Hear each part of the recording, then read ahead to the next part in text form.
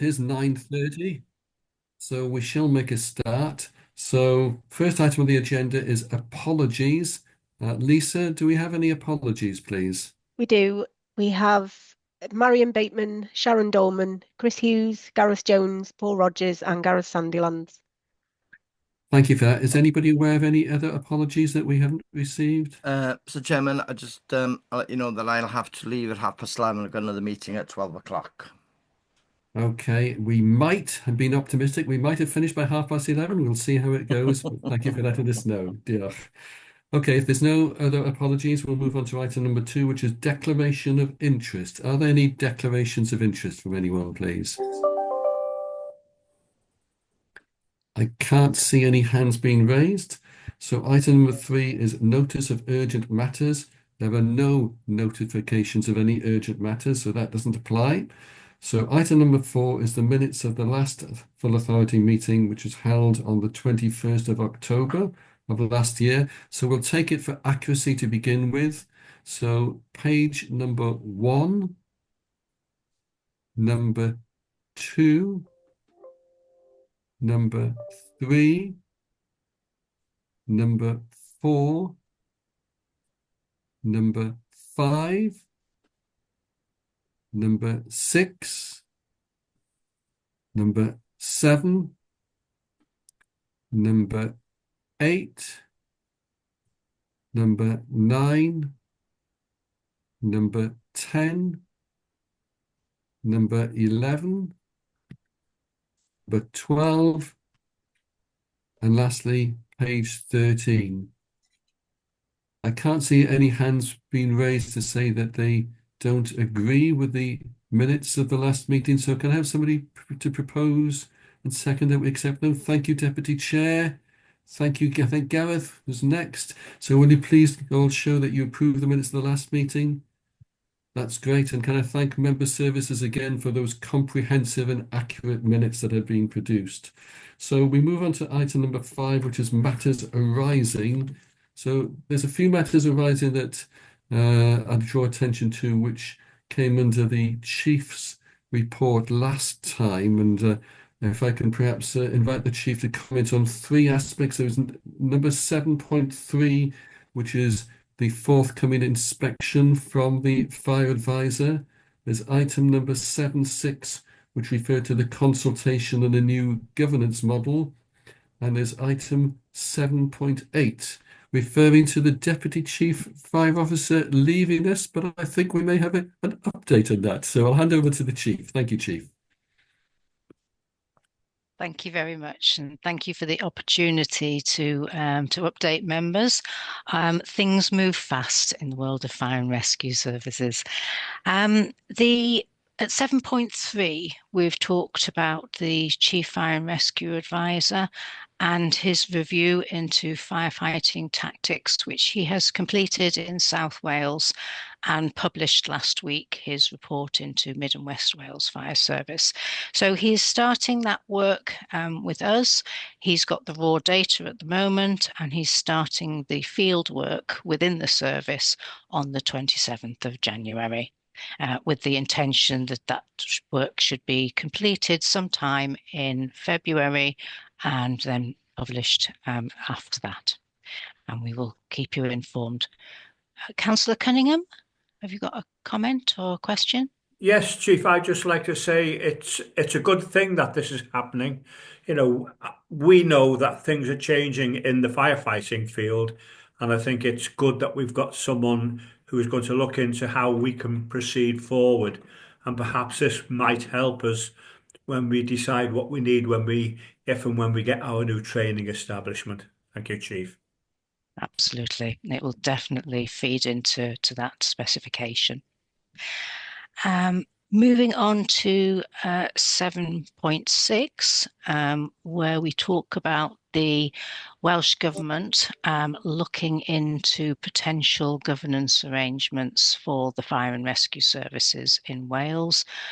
As you know, it is pressing more in South Wales because there needs to be a decision on what happens after the commissioners are removed from that fire service.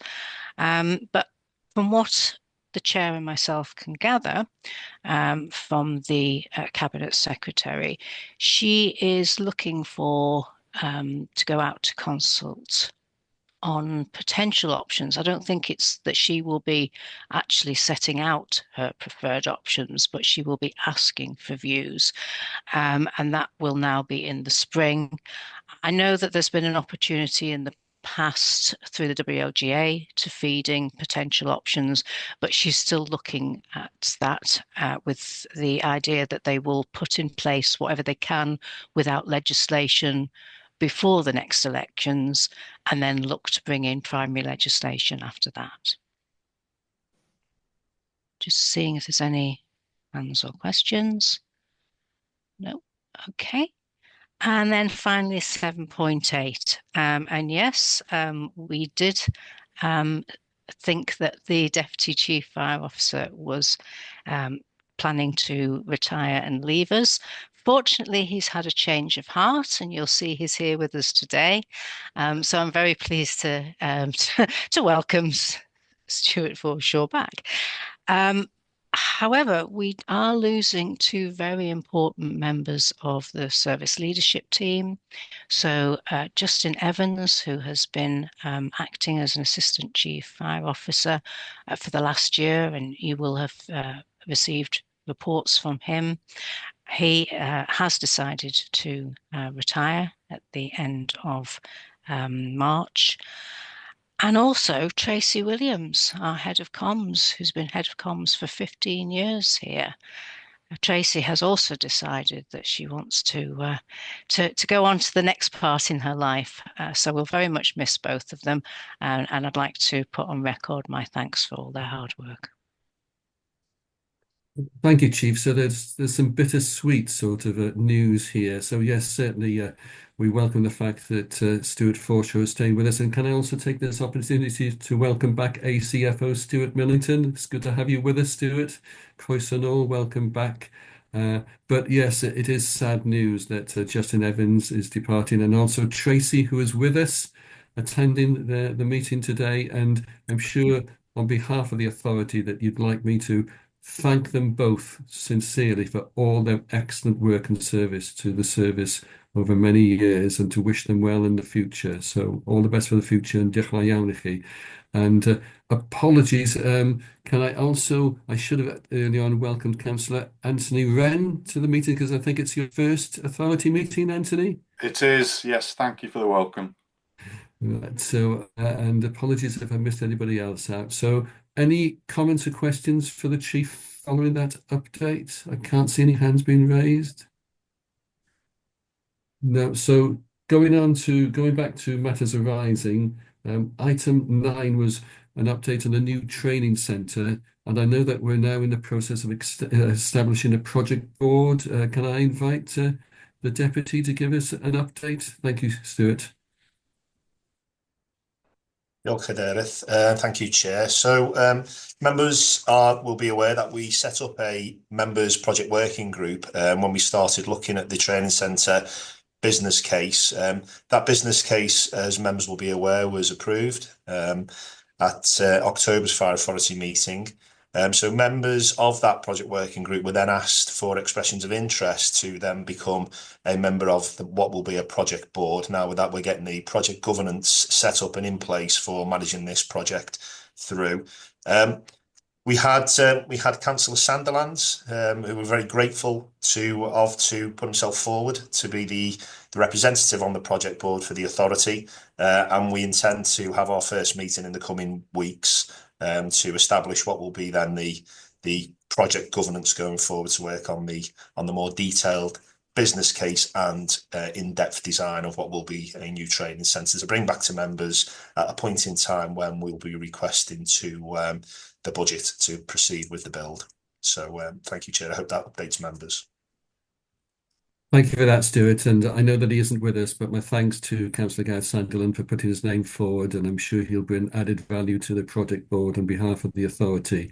I can't see any other matters arising from the minutes of the last meeting, unless any other members have spotted something that they want to raise. Can't see any hands being raised, so that concludes that particular item agenda. So going on to the next item, which is the chair's report. So you will have had the quarterly report detailing what myself and the deputy chair have been up to in terms of attending various meetings and events. I don't know if there's any comments or questions in relation to the report. Can't see any hands being raised. Just as an addendum, can I just take this opportunity as a chair? I'm sure that many of you would have seen on the Welsh news last night the excellent work that firefighters have been doing in the Conway area in terms of delivering water to residents following the burst pipe and the loss of water. And just once again, it just shows how willing and able members of the fire service are to sort of step in and help the community when they're in crisis. Deputy Chair, do you want to come in? Yes, Chair. Just to mention that a former firefighter who joined the former Clwyd in 1974, Brian Golding from Colwyn Bay, has died, and his funeral is on the 31st of this month. Alas, I will be up at Penrith and I won't be able to attend to represent the fire authority. But if there are any members from the Colwyn Bay area who might be able to, it's in the Methodist Church. I'll send details to Lisa, and perhaps someone could represent the fire authority at his funeral. Thank you, Paul, for bringing that to our attention, and I'm sure that we can arrange for a member of the fire authority to represent us at the funeral. Thank you for that. If there's no comments or questions, then we move on to item number 7 on the agenda, which is the Independent Culture Review, and I'm handing over to the Chief for an update. Thank you, Chief. Diolch. Bore da. I'm pleased to be able to provide members with an update on the progress of the Independent Cultural Review into North Wales Fire and Rescue Service. If you can think back to this time last year, South Wales Fire and Rescue Service were about to publish their Independent Cultural Review. Their review had been led by Fenella Morris, KC, and you might remember that that report contained criticisms not only about practices within the Fire and Rescue Service, but it also contains some appalling examples of behaviours by firefighters. On the back of that report, Welsh Government intervened. They removed the fire authority and they put in place 4 commissioners to help run the service.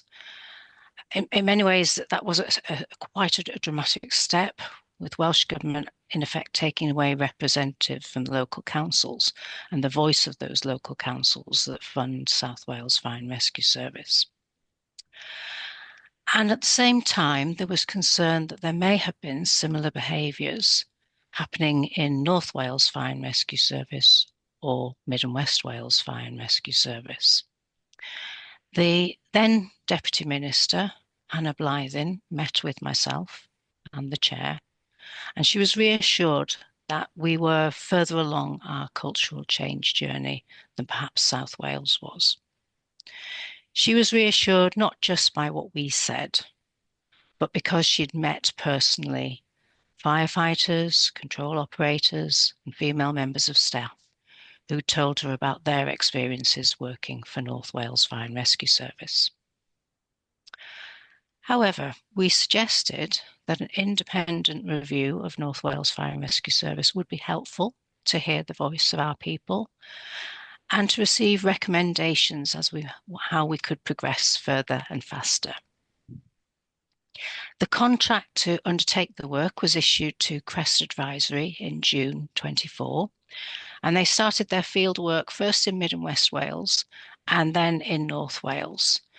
And this has been a very comprehensive piece of work, and we didn't even receive the first initial draft for fact checking until the 23rd of December. Now, there's still work to be done on both reports to incorporate corrected facts and to have the reports translated.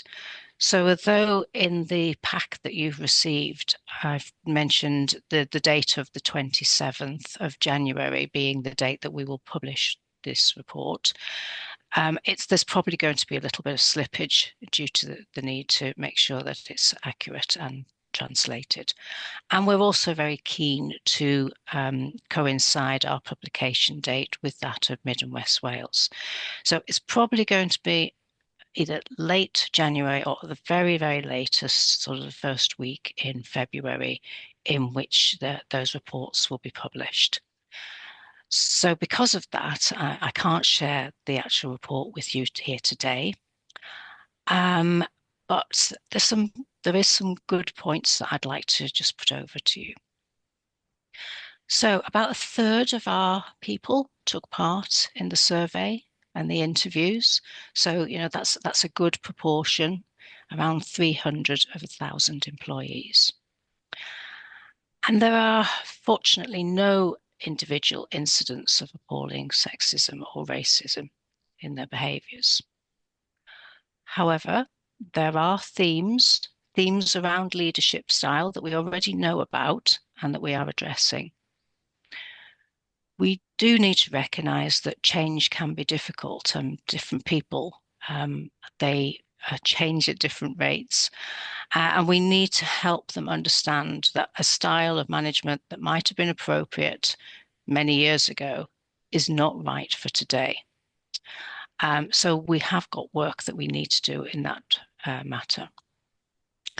Overall, it is pleasing to see that there's a recognition that the culture has improved over the last 3 years, and the majority of people that responded are very proud to work for North Wales Fire and Rescue Service, and they would recommend this service as a good place to work, which then is pleasing for all of us, because only through that we can make sure that we can be delivering the very best of services.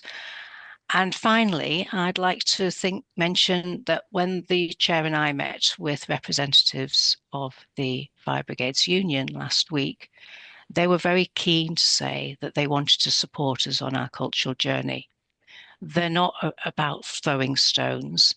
They have the best interests of the service and all our employees. And we look forward to working very positively with them on our cultural journey. So I'm happy to take any questions or comments that members might have. Thank you, Chief, for that reassuring update. I do just want to make one comment before I throw it over to members. Obviously, it's difficult for us to make informed comments when we haven't seen the actual draft report as yet. But can I just draw members' attentions to the second recommendation, which says, agree to nominate representatives of the authority to attend a webinar with CREST to discuss the findings of the review and recommendations for the future. I understand that that recommendation has come from CREST themselves. I don't support the recommendation because I feel that all members of the authority should be given the opportunity to attend the webinar, because I think it's such an important matter that I don't think anybody should be excluded. And I think it would be difficult for us to decide who should attend if we've only been allowed to sort of select a cohort of members. So I'd be interested to hear members' views on that, but certainly my own view is that we should all be given an invitation to attend that webinar. So over to you, members, for any comments or questions. Diolch. I think Councillor Mark Jones just beat the Deputy Chair. Mark? Yeah, I fully support what you're proposing. I think we need to discuss this once we've had full sight of the report. And obviously, I would imagine it'll be on the agenda for the next meeting. With that regard, and I think we should all be encouraged to attend the webinar. Thank you for that, Mark. Deputy Chair? You took the words right out of my mouth, Chair, so I'll put my hand down. Thank you for that, Paul. Any other comments or questions from members? I take it, therefore, that Mark is proposing that we change recommendation 2, and that's supported by the Deputy Chair. So I'm going to put it to members now that we accept recommendation 1 as it stands. Note the progress of the independent cultural review and the timescales for publication contained in the report, with sort of the amendment from the Chief.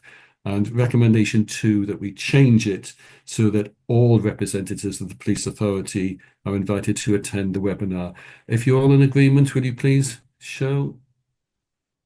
Excellent. Thank you very much. That's unanimously passed. So we go on to the next item on the agenda, which is the provisional outturn for 2024-25, and I think it's Elgin Roberts as the head of finances presenting this. Elgin, diolch yn fawr. Diolch yn fawr pawb. Happy to take any questions in Welsh or English, but I'll do the report in English.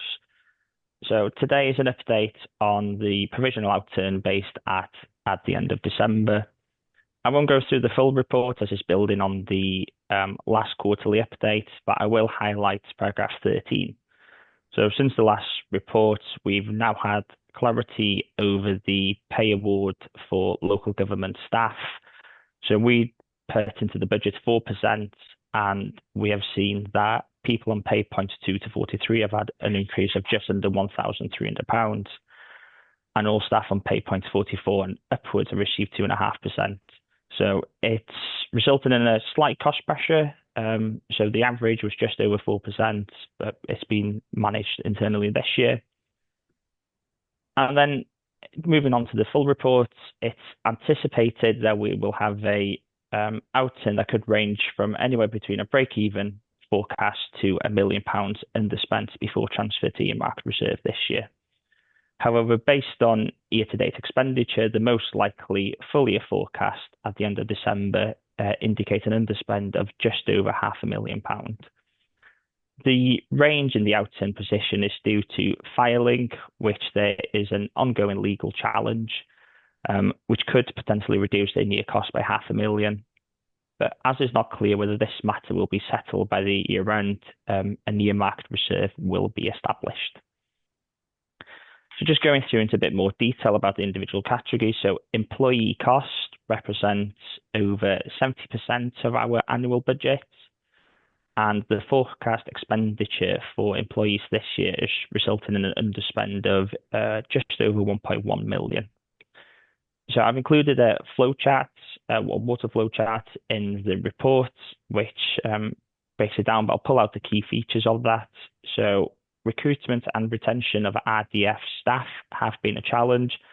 And as you can see from the table as well, we've got a budget of 474, and that excludes the 30 additional resilience posts.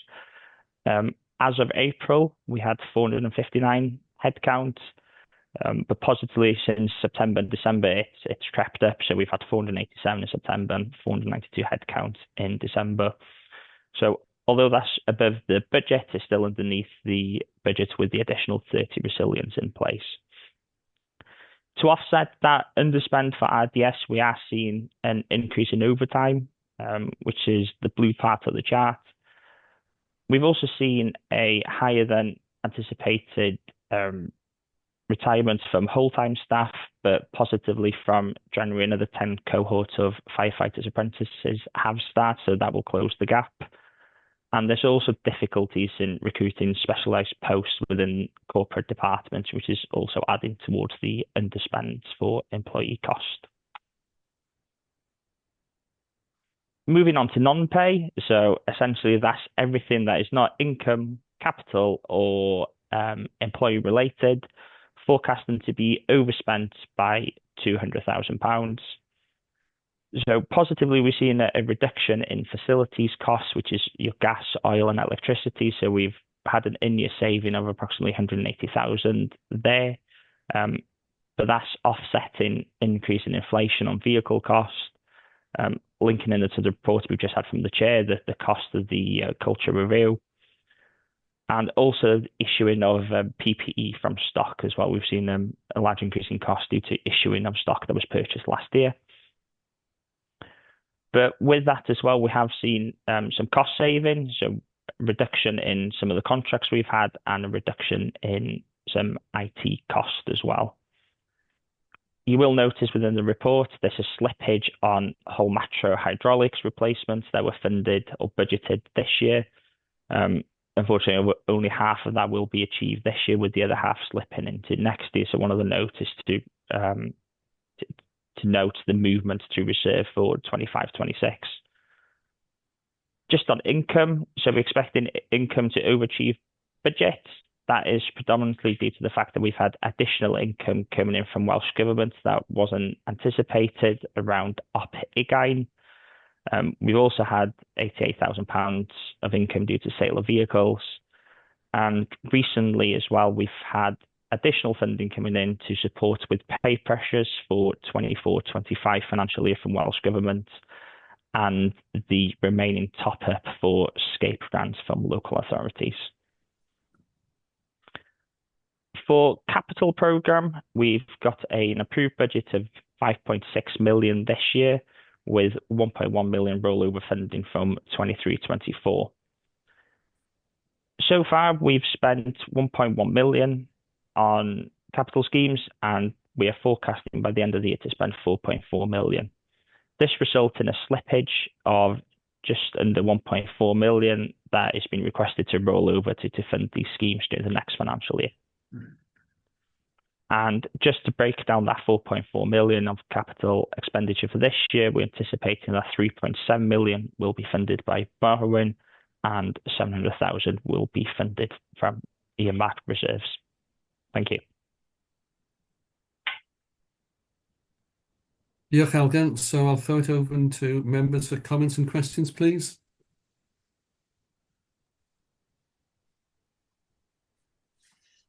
Councillor Mark Young, Rodar Mark.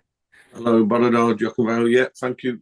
Yeah, just obviously we have to play on the side of caution, Elgin. I just want us to clarify where we're putting money in which might not be needed. So we're asking councils for substantial extra money to cover maybes. What happens if we do win the case you're talking about, which potentially could save us £1 million? So what do we do about that? If it goes the right way and we haven't needed the money, how do we correct that with money we've already, we're going to be requesting, please? Thank you, Chair. I think ACFO Helen MacArthur is going to answer that one. Helen, thank you. Thank you, Councillor Young. The budget in 24-25 relating to the airwave was established correctly at that time. Since that time, the legal challenge has gone to appeal. If it is successful, I would propose that we would put that money into reserves for the future costs associated with the emergency service network. That is likely to gather pace and momentum over the next couple of years, and there will be both revenue and capital obligations falling on us to implement that. So I think it would be wise and prudent to reserve that money should that fall in our favour. Satisfied with that answer, Mark? Yeah. Well, yeah. And over to the other Mark, Councillor Mark Jones. Diolch. Thank you. Diolch. Are we not setting ourselves up for a problem with the RDS headcount? If we're aiming for 30 on top of the 474, and we've done well to get up to 492, that creates a budgetary pressure. Shouldn't we be budgeting for the additional 30? Because from what I can see, we're having to pay out extra overtime on that shortfall. Please correct me if I'm wrong, but I think we should be budgeting for the extra 30 rather than finding ourselves having to find extra money if we do hit the target, or having to pay more overtime. Yeah, apologies. It might be the way that it's worded in the report. So the 474 is the sort of the core budget we have in for RDS, but as part of the budget setting last year, I'm not sure if it was in the previous year as well, there's an ambition to recruit additional 30 RDS because we budget based on head count, not on need. So it was to build that up, not to slip into a future agenda item in terms of budget setting, but that has been reduced for 25-26 from 30 to 15 staff. So yes, the head count is the 474 plus the 30, and it is all budgeted. Okay. Yeah. Perhaps I can sort of ask a supplementary in relation to your question, Mark, because I am a little bit concerned about sort of it says that it's been necessary to utilise overtime. I couldn't actually see any specific costs in relation to the overtime. What I'm not sure about is that, okay, if we've got sort of staff vacancies and we're paying overtime, does that mean that we save money or we're losing money by having to pay overtime to cover, posts that aren't available? Do we have any more information? I'm happy to come in on that if I may, please. When we set the budget, we set a budget for the headcount of staff in post in relation to the RDS. We also set a supplementary budget for the aspiration of recruiting. In addition to that, we fully fund the establishment around the whole time. During the course of the year, people retire, people are promoted, people perhaps gone out with secondment. So where there are gaps and we have to fill those, we do utilise the overtime. It isn't absolutely cost neutral for us because overtime is on occasions does attract a premium. But actually that's managed in the totality of the budget. So there isn't a need to set an overtime budget for when people do retire because there's an underspend from the establishment. I'm not sure if that fully answers the query. It certainly explains the process. Thank you, Helen. I'm just wondering if perhaps when you say it may not be exactly cost neutral, I'm wondering if we should have more financial management information just for us to get a better picture just going forward. So thank you. Any other questions or comments from anyone, please? I can't see any hands being raised.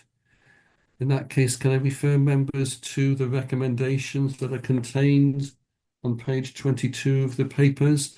So there's 3 recommendations. Members are asked to 1, note the projected revenue outturn position, the projected capital slippage for the 2024-25 financial year as detailed within the report. 2, note the risks associated with the provisional outturn and recognise that the figures forecasted in this report are prudent. And 3, note the proposed movement to reserves of £0.070 million for slippage on non-pay expenditure relating to operating equipment. Can I have somebody to propose, please? I'm happy to do that, Chair. Thank you, Mark Young. Second, please. Thank you, Councillor Brian Apsley. Will you show that you're all in agreement with the recommendations? Diolch yn fawr, that's been passed. So the next item on the agenda is the emergency cover review update, and I think it's the deputy that's reporting on this. Thank you, Stuart. Chair, with your permission, it'll be myself reporting. That's fine, Anthony. Over to you. Thank you. Diolch yn fawr. Bore da. Good morning, everybody. The purpose of this report is to provide members with an update of the work of the Emergency Cover Review Task and Finish Group that was established in response of the decision made by the Fire Authority on its meeting on the 18th of December 2023. The purpose of this group was to research and develop a new permanent option to improve the provision of emergency cover across North Wales. The Task and Finish group was chaired by a watch manager from Deeside Fire Station, with the deputy chair being a watch manager from Rhyl Fire Station. The group comprised of 16 colleagues working at various levels from across stations and departments throughout the service and included representatives from the Fire Brigade Union. The group met on 12 occasions between February and November 2024, and during this time they discussed and researched several emergency response models. At the authority meeting on the 15th of July 2024, members were presented with a progress report, and they agreed for the Task and Finish group to further research models 2 and 3 or variations of them, and that's as seen in paragraph 13 of this report. By the 10th of November 2024, the Fire Brigade Union's representative concluded that Model 2, specifically the 5-watch whole time duty system, would not work and verbally withdrew from the Task and Finish group on the 11th of November 2024. On the 17th of December 2024, the Chief Fire Officer and the Deputy Chief Fire Officer met with the workstream leads and the Fire Brigade Union Chair to confirm this position and to thank all of those involved for their hard work and diligence. Officers and the Fire Brigade Union representatives have been having very positive and encouraging conversations in both formal and informal meetings. We've agreed to continue to devise and test alternative solutions within the agreed budget to address emergency cover in our rural locations. The primary focus of this work is to continue to work in social partnership to a point of agreement with the exploration of the suggestions and ideas from the Fire Brigade Union and staff in relation to improving the resilience within our existing whole-time and day crewing duty systems. Once negotiated and agreed, this work will continue to look at alternative models that can be used to address emergency cover in rural locations. So the recommendations within the report are that members are asked to note that officers continued to work with staff and representative bodies in social partnership to develop the emergency cover review, research models 2 and 3 or variations of them. Note the agreed conclusion that the 5-watch duty system will not work in North Wales, and as a result of the withdrawal of the Fire Brigades Union and closure of the Task and Finish working group. Appreciate the efforts and contributions made by the Emergency Cover Review Task and Finish group members, and ask officers to continue to devise and test alternative solutions with the representative bodies within the agreed budget to address emergency cover in rural locations.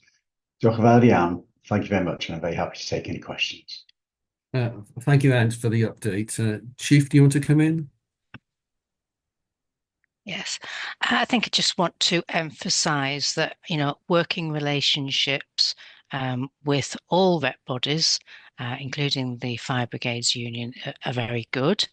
I think the working group, having done so much work, understood that these models that they were looking at wouldn't work with the limited resources that we have here in North Wales.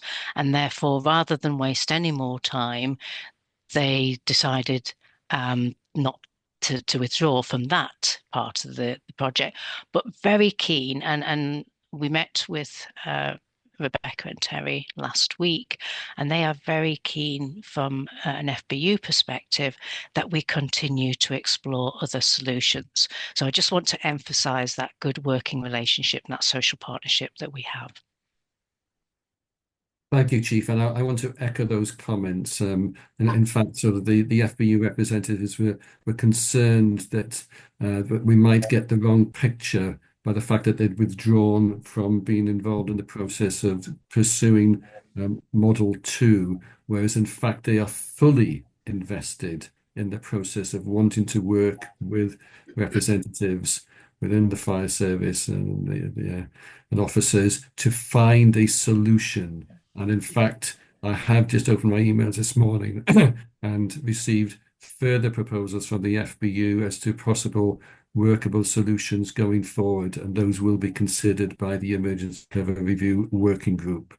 So we're not there yet, but there's certainly a lot of discussions and negotiations taking place, and there certainly seems to be a will on all sides to find a workable solution to improve cover in our rural areas.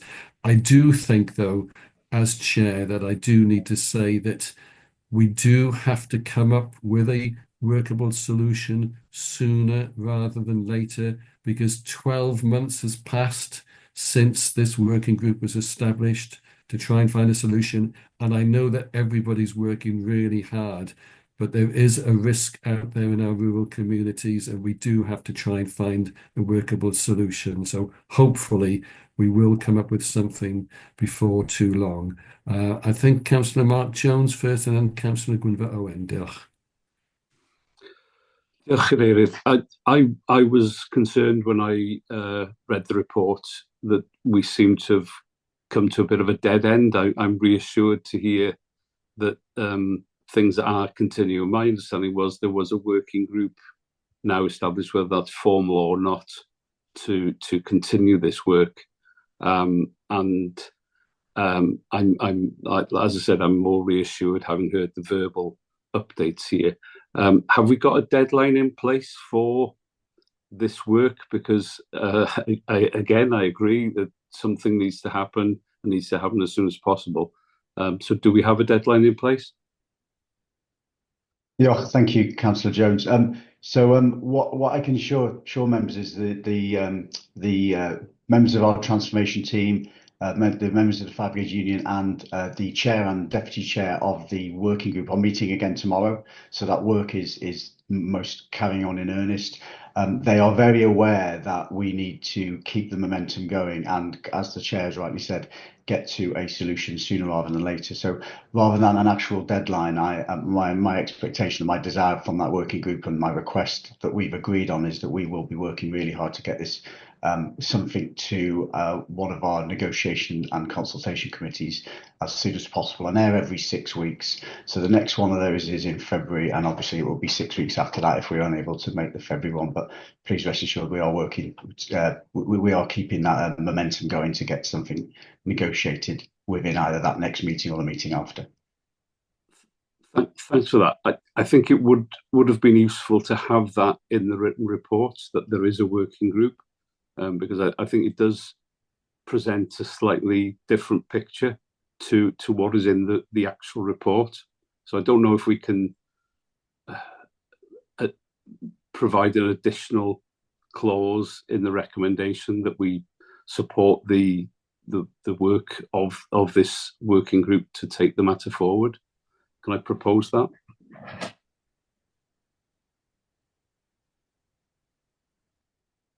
You can certainly propose it, Mark. I don't know if anybody wants to second it. I don't know if we need it as a proposal or if it will just do the fact that we know that it has been sort of recorded in the minutes. But that's I'll throw that open to members. Councillor Beverly Parry-Jones. Beverly, do you want to come in? Thank you, Chair. I'm happy to second Mark's proposal.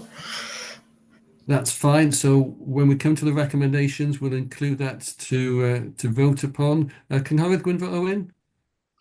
Diolch yn fawr, Mr Cadeirydd. Ga i na ddeud hefyd bod dwi'n teimlo well ar ôl clywed be gen y swyddogion i ddeud yn hytrach na just darllen yr adroddiad, felly o'n i'n drist iawn ar ôl darllen yr adroddiad. Ond hefyd y prif beth dwi eisiau ddeud ydy ategu geiriau ddech chi ddeud, Mr Cadeirydd. Mae'r broses yma wedi cymryd blwyddyn rwan, ond wrth gwrs mi oedd wedi cymryd blwyddyn cyn hynny hefyd lle oeddan ni fel aelodau. Felly mae'r broses wedi cymryd 2 flynedd mewn gwirionedd a wedi cymryd rhan fwyaf ar amser dwi wedi bod yn aelod o'r awdurdod yma. Ac felly dwi'n hynod siomedig bod oes ddim datrysiad wedi bod hyd yn hyn, ond yn ddiolchgar o glywed beth sy'n y swyddogion i ddeud ac yn gobeithio lles diogelwch bobl yn yr ardaloedd gwledig y bydd na ddatrysiad buan yn cael ei wneud. Diolch yn fawr. Diolch yn fawr, Gwynfor. Any other comments or questions from members? I can't see any hands being raised. In that case, I refer members to the 4 recommendations that have already been presented, plus we will now add the 5th recommendation as outlined by Councillor Mark Jones. If you're in agreement, will you show, please? Diolch yn fawr. That's been unanimously passed. So we go on to item number 10, which is the budget setting for 2025-26. And it's over to you, Helen, please. Diolch. Thank you, Chair. This item relates to our budget setting for the next financial year, which starts on the 1st of April. And it also concludes the work over the last 6 months, both by officers and also members of the Budget Scrutiny Working Group. The elements of this report have been reported previously to members of the authority at its meeting in October, also through the Budget Scrutiny Working Group that has met on numerous occasions, the Audit Committee and Executive Panel in December 2024. Overall, the budget setting process for next year has been overseen by the Budget Scrutiny Working Group. I don't intend to repeat the background as the detail is set out in the report and has been previously considered by members. What I can confirm is that since presentations in December, final planning assessment remains unchanged and the budget requirement for next year remains at 52.389 million. Within that, it's proposed that reserves of 600,000 are utilised, and importantly, this is for non-recurring expenditure. That leaves a levy requirement of 51.8 million, which is an increase of 7%, and notably fully includes the additional national insurance that was announced in the last budget. Importantly, the final figure includes actions taken through the Budget Scrutiny Working Group to reduce the initial planning assessment, but also incorporates previously unidentified cost pressures. And I think it's important for members to be aware of the key elements that we have included within the budget. I'll start with employee costs, because previously reported by Elgan, these account for over 70% of our budget. Within the budget setting process, we've made full provision for all staff in post, And that includes all of the whole time, the corporate staff, the RDS, and also any approved vacancies.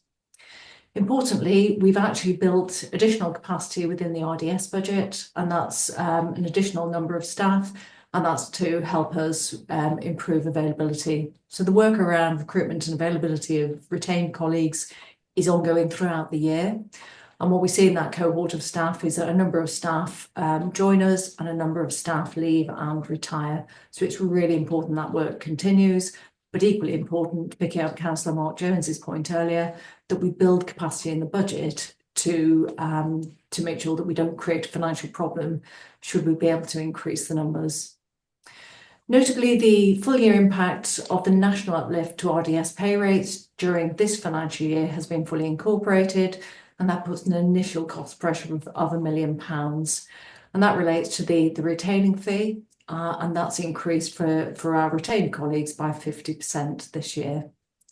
Planning assessment of 3% for cost of living increase for next year has been incorporated, and we've worked both within the sector, within Wales and nationally within the sector to make sure that is reasonable. And we've also linked with colleagues in local authorities across North Wales. Turning to the non-pay, this is an area that does fluctuate quite considerably year on year, and certainly for 25-26, we've looked to make savings within our technical operations and also our facilities.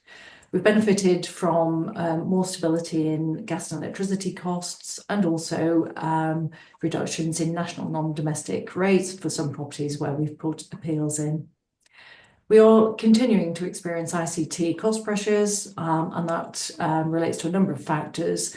The reliance now that we have on ICT, making sure that our system is as cyber secure as it can be, and also replacement of software.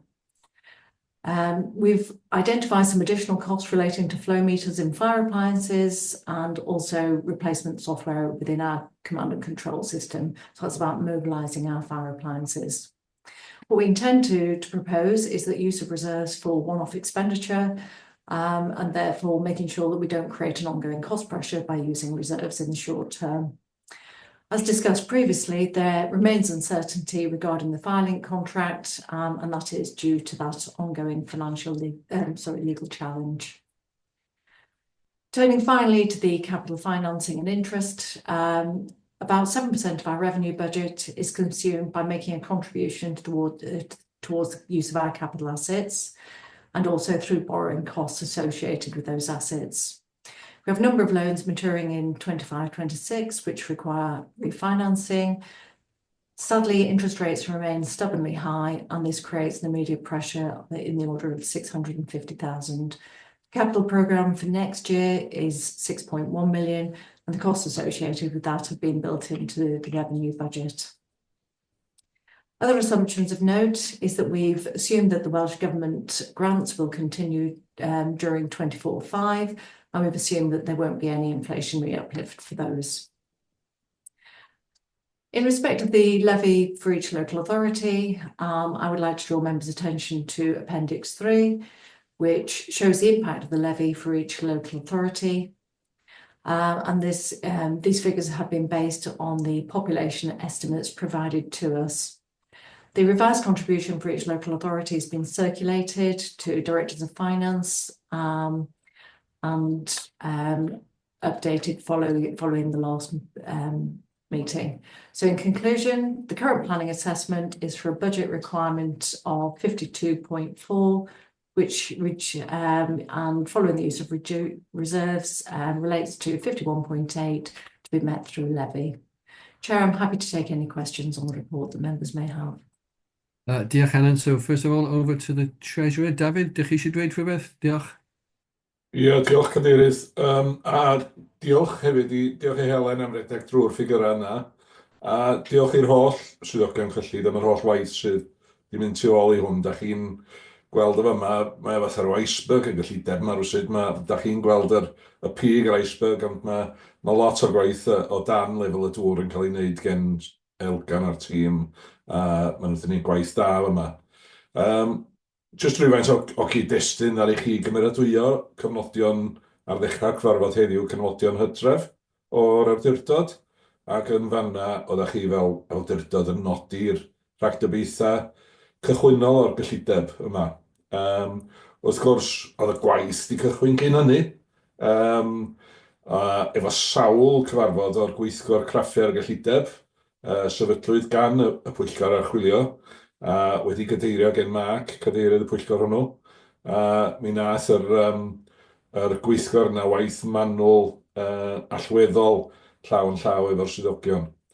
Dwi'n credu fod y swyddogion a'r gweithgor wedi cyrraedd balans priodol yn y gyllideb, sy'n ger bron heddiw. Does am gormod o risg yno fo, a da ni hefyd yn isafu yr ardoll ar yr awdurdodau lleol gyfansoddol. Fel ydodd Helen, mae Hitha a fi wedi cadw mewn cyswllt efo'r trysoryddion o'r 6 cyngor drwy'r broses a di briffio nhw, di cyfarfod efo nhw nôl yn Gorffennaf ac yn Tachwedd. Maen nhw'n hollol ymwybodol o beth sy'n ymlaen.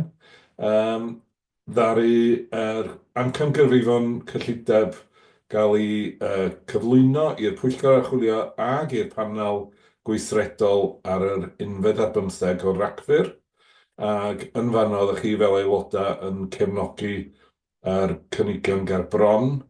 Does o ddim newid arwyddocaol i'r ffigurau ers hynny. Mae'r awdurdodau cyfansoddol wedi derbyn rhybudd o'r ardal tebygol. Nofynol i ni wneud hynny cyn diwedd Rhagfyr. A heddiw, da ni'n gofyn i chi am gymeradwyaeth ffurfiol yr awdurdod i'r gyllideb yn derfynol. Mae'n ymynol i mi fel trysorydd jyst adrodd ar gadernid yr amcangyfrifon. Mae yna bob tro risgiau sy'n cael eu lliniaru, a ella'r rhai o'r risgiau mwyaf mae yna di chwyddiant. Mae chwyddiant cyffredinol wedi gostwng yn ystod y flwyddyn dwytha o'r lefelau uchel ar yn y weld yn 22-23, ar ei chwyddiant ticio fyny rhyw chydig fisoedd yn ôl ac i lawr eto wrth dwytha. Wedyn, fedra ni'n deud bod yna ffigwr cywir am beth i chwyddiant yn ystod y flwyddyn nesaf, ond ni'n credu bod y risg sy'n yn hwn, y darpariaeth 300 yn y gyllideb ar gyfer chwyddiant yn ddarbodus. Mae yna risgiau eraill, wrth gwrs, ond dwi'n credu bod yna balans priodol yma, ac da ni yn, wrth gwrs, wrth oedd yn fwy darbodus, fysa ni wrth gwrs yn cynyddu'r ardoll, a hynny roi mwy o bwysau ar y 6 cyngor, sy'n rhywbeth yn amlwg oeddech chi a ni ddim eisiau gwneud. Wedyn, credu bod yna balans priodol yma, a fel eich swyddogion, fel eich swyddog cyllid statudol adran 151, dwi wedi ystyried yr holl risgiau a'r camau lliniaru, a dwi o'r farn bod y gyllideb ger bron yn gadarn, yn ddigonol ac yn gyredadwy. Wedyn, wrth gwrs yn agored i gwestiynau, ond da chi wedi trafod hyn yn y ddau gyfarfod blaenorol. Wedyn, gobeithio fedrwn ni roi sawl bendith i hwn i symud ymlaen heddiw. Diolch. Diolch yn fawr, David, am eich sylwadau. Just a few comments from me before I throw it open. First of all, just once again, thanks to the Budget Scrutiny Working Group for the excellent work that they've done under Mark's chairmanship. So thank you very much. As has been pointed out, the process has already been closely scrutinised by both subcommittees, so there's no surprises here. And also for members' information, the Chief Fire Officer and myself attended an online meeting last Friday with chief executives and leaders of the 6 local authorities across North Wales, just to update them where we are at, and also to update them on a couple of other strategic issues. And they acknowledged that there were no surprises, and they did voice their thanks for the way that Helen has been regularly in contact with Section 151 officers, so that they were fully aware of how things were sort of progressing. So that was good, positive feedback from them. Any comments or questions from members? No.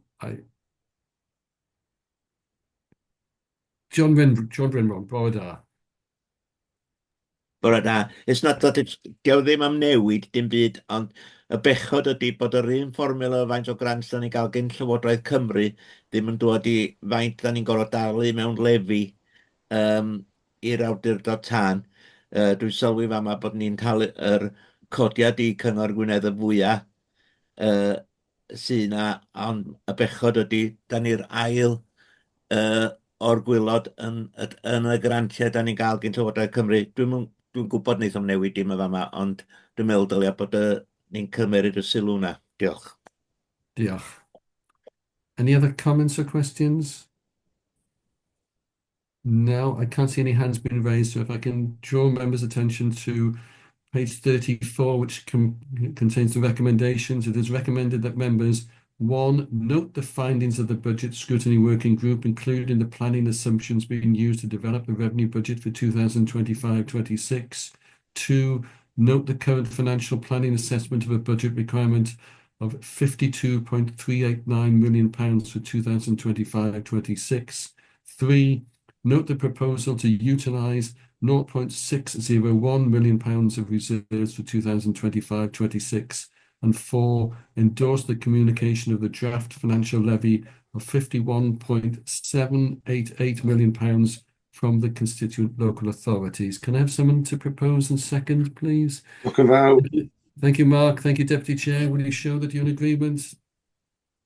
Diolch yn fawr. That's been unanimously passed. So we go on to now item number 11, the Welsh Government consultation on employee contribution rates for the firefighters' pension scheme. And I'm so grateful that Helen's going to present this. Diolch, Helen. Diolch. I think I probably get the award for the longest title. Effectively, this report provides the background on the proposed response to the Welsh Government's consultation, and if approved, that will be sent in the name of the Fire Authority. The consultation is on the employee contribution rates for the employees who are members of the Firefighters Pension Scheme. By way of background, the Firefighters Pension Scheme provides benefits to those within the scheme, which includes provision for their retirement and also surviving partners and dependent children. What that requires is that employees are required to pay towards the cost of their benefits that they build up in the scheme. And each 4 years, an actuarial valuation is conducted to ensure that the level of contributions made by members and employers are adequate given the cost of the pension benefits in payment. Currently, all active members of the scheme contribute to the scheme by paying contributions, and that's based on salary bandings. And it's based as a percentage of pensionable pay. And the overall proportion of pensionable pay that members collectively are expected to contribute is known as the yield. And the yield of 13.2% of pensionable pay is required to ensure the future sustainability of the scheme. If the yield isn't met, the cost of the scheme will fall unduly on taxpayers. And whilst the yield is a fixed percentage, it's calculated as an average across all employed firefighters. And what that means is people who earn less probably pay a lower contribution, and as you go through your career, you actually pay a higher percentage. More recently, the yield has not been sufficient and is currently below the target rate, and therefore the government is now consulting on the options that are available to address this. Within the consultation, there's a number of principles, and that's the first one being that the contributions need to be affordable and that the changes should not induce members to opt out of the scheme. The rate should be structured in favour of lower paid members of the scheme, so the more you earn, the more you pay. That rate should not discourage career progression. So what we don't want to do is stop people wishing to further their career because the pension contributions become too onerous. It also needs to be future-proofed so that we don't have to go through a consultation period every 4 years. And then finally, the system needs to be relatively straightforward to administer. And that administration is about reducing the risk of error and making sure that it's understandable. So within the consultation document, there are 4 options. The first one being to maintain the current system, but effectively just change all of the contribution rates. Definitely the simplest option, but it doesn't future-proof it. The reason it doesn't is every time there's a growth in salaries due to cost of living, effectively people move between bands. The second option is to update the current system to introduce contributions on a marginal basis, and that's similar to the mechanism for determining tax. And that means that an employee's contribution rate would vary. So you would pay a set contribution for the first X number of thousand of earnings, then it would increase for the next. And whilst this does remove any disincentive for promotion due to higher contributions, it does present massive challenges in terms of the administration. Third option is to calculate contribution rates based on actual salary rather than a notional salary or an assumed pensional pay. That would definitely benefit the on-call employees, but the opposite side of that is we would need to increase contribution rates for all staff to ameliorate the impact. And then the final option is to link contributions to the grade structure set out with the terms and conditions of service. So effectively, if you're a firefighter, you pay one rate. If you're a crew manager, you pay another rate, and so on and so forth. Within the paper today, the proposed response confirms that linking contributions to grade structures provides the easiest scheme to administer, and that supports the principles established. However, we are mindful that in its current form, it contains a disincentive effect for employees, and that relates to the promotion due to the significant effect of widening the contribution rates between the bands. This option includes a reduction in contributions for firefighters, but increases contributions for crew managers and above. We understand that the Welsh Government is working with the Government Actuaries Department to look at this, and subject to that disincentive effect being addressed, this would actually remain the preferred option. I'm happy to take any questions on the consultation or indeed the underlying principles. Thank you, Chair. Thank you, Helen. Any questions or comments in relation to the report?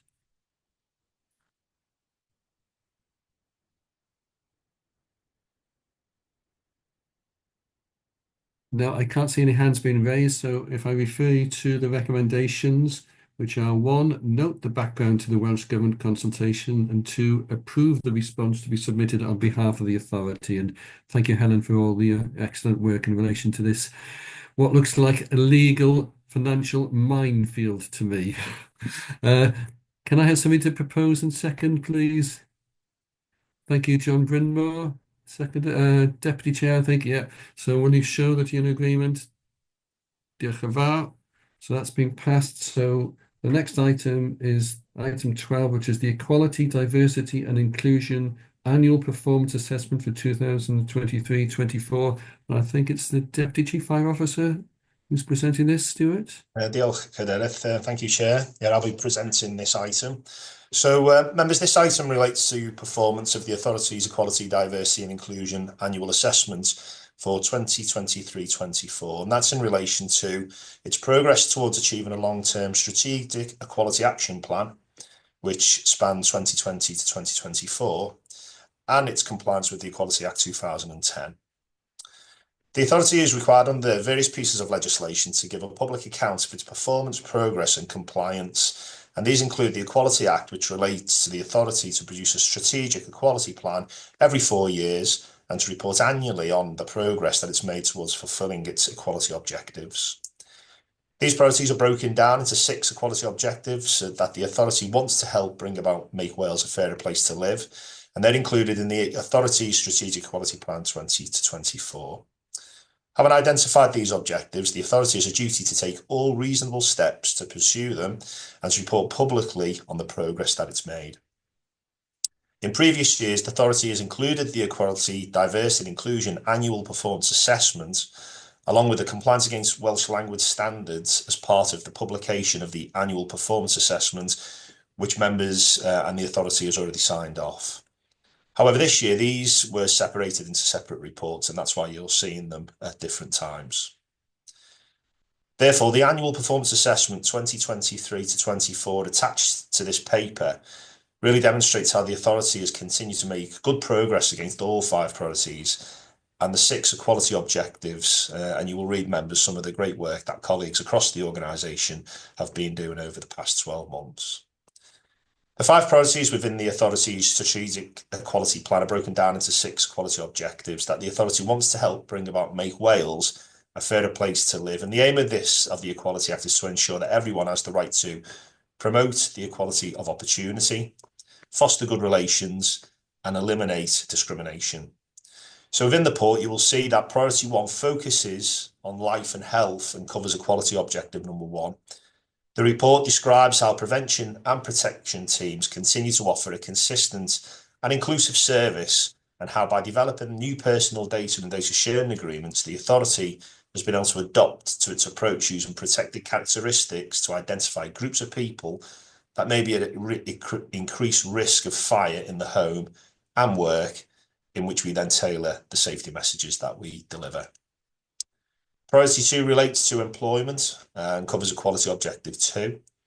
The assessment covers the range of initiatives that have been progressed aimed at increasing the employment prospects of people who might otherwise find it difficult to gain equal access to the world of work, and advance gender equality across North Wales. Priority 3 relates to education, and this includes how the authorities continue to develop an inclusive culture where leaders and staff demonstrate their commitment to promoting equality and support a fair and inclusive workplace.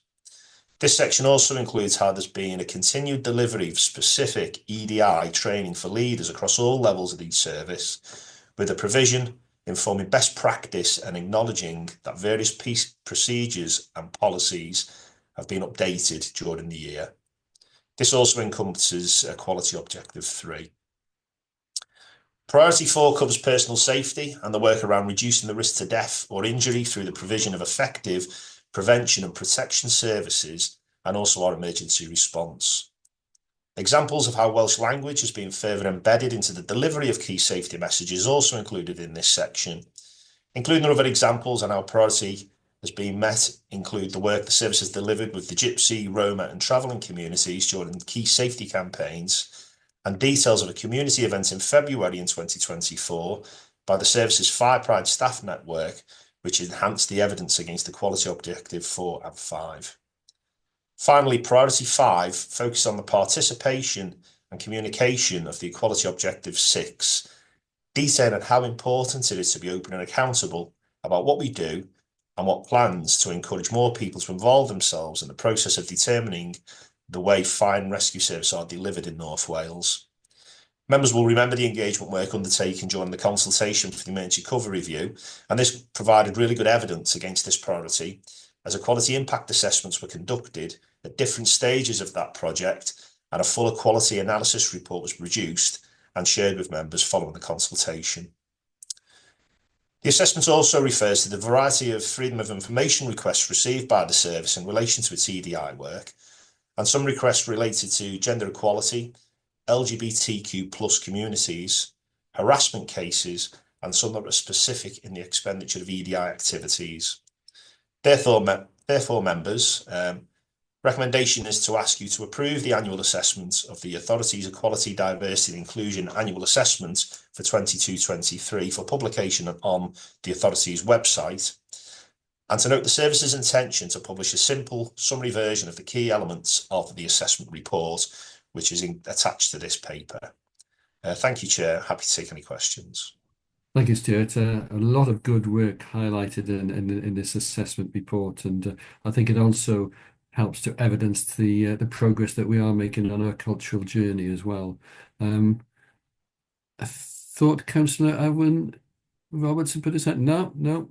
Any questions or comments from members? No. In that case, can I ask for a proposer and a seconder, please? Deputy Chair Mark Young, diolch yn fawr when you showed. Diolch yn fawr. That's been passed. So we go on to item 13, which is the Power Decarbonisation Plan. I think it's ACFO Stuart Millington who's presented this. Thank you, Stuart. Yeah, members will recall that back in July 2023, the authority adopted an environmental strategy in order to help us achieve our work towards carbon neutrality by 2030.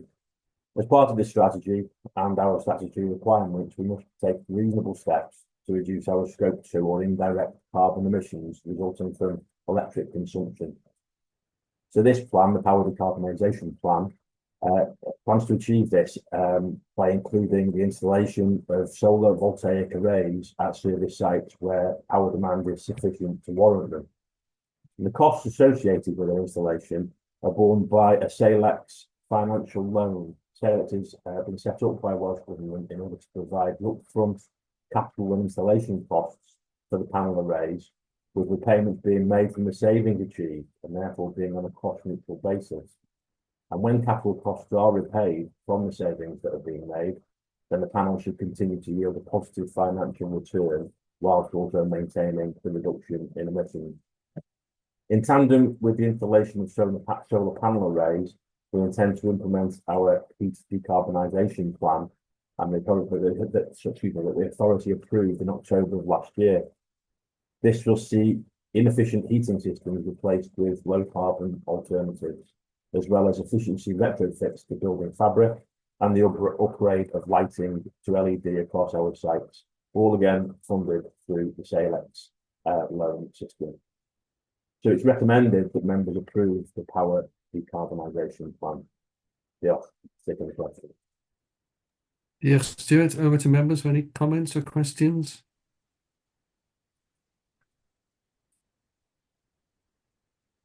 And can I also take this opportunity once again to thank Tim Christensen as the Environment and Climate Change Manager for his good work in this field. Councillor Chris Hughes, over to you, Chris. Thank you, Chair. Can I commend this report to members? I think it's an excellent report and goes a significant way to supporting the proposals and the agenda for the authority in terms of decarbonisation. So I'd like to move the report, Chair. Thank you very much, Chris. And this obviously builds on the good work that you and other members were involved in the Environment Working Group. So we have a proposal from Chris. Can I have a seconder, please? Thank you, Councillor Mark Jones. Will you show that you approve the recommendation? Diolch yn fawr. So the plan has been approved. So on to the last item, item 14, which is the residual carbon emissions plan. And back to you again, Stuart, please. Thank you. So just to remind members, there are three scopes for carbon emissions. Scope 1 being carbon generated as a direct impact of our activities, that being our buildings and our fleet, for example. Scope 2, as we've just been talking about, which is in relation to electricity usage. And Scope 3 is relating to the carbon impact of goods and services purchased. And whilst much work is being done as part of our environmental strategy to achieve carbon neutrality by 2030, as it currently stands, there will be some residual carbon emissions that cannot be directly mitigated. These residual emissions make up just over half of our total carbon footprint and are predominantly from Scope 3 emissions, that being goods and services purchased. It's necessary for us to have a plan in place for how we're going to address this residual carbon. And carbon emissions can be dealt with in two ways, these being to mitigate or to offset. The most cost-effective way of dealing with residual emissions that cannot be mitigated is to offset by sequestering atmospheric carbon dioxide in trees. This is included within our residual carbon emissions plan, but it would be necessary to initiate a scheme with the Woodland Trust that would cost in excess of £1 million. And therefore it's proposed that all means to mitigate Scope 1 and 2 emissions are fully exhausted before any carbon offset scheme is initiated. And therefore, this report recommends that members approve the residual carbon emissions plan, if we need to have a plan, but that we direct the Environmental and Climate Change Manager to begin implementing the plan only once all carbon emissions arising under Scope 1 and 2 have been fully mitigated. And again, I'm happy to take any questions. Thank you, Stuart. And I don't think we want to be sort of going down the road of spending another £1 million. I'm sure members would agree. Any comments or questions, please? No. Can I have a proposer? The seconder? Thank you, Mark Young. Thank you, Chris Hughes. Will everybody show that they're in agreement? Diolch yn fawr. Those recommendations have been passed. As I said at the beginning, there aren't any urgent matters, so we certainly have finished before 11:30 this morning. Can I thank all members and officers for their participation and contributions, and Have a good week, everybody. Diolch yn fawr, pawb. Diolch yn fawr, thank you. Diolch yn fawr, diolch yn fawr. Yeah. Diolch.